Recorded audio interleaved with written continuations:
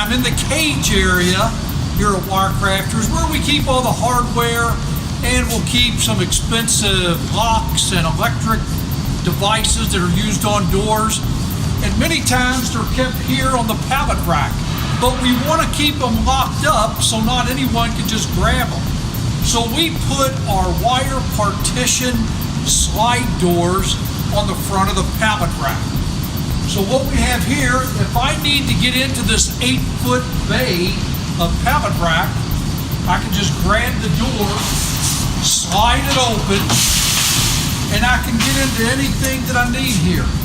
And after I get the parts out that I need, and I don't want anyone else to have access to it, I just shut the door back again, put the padlock on it. Everything I want is locked up here.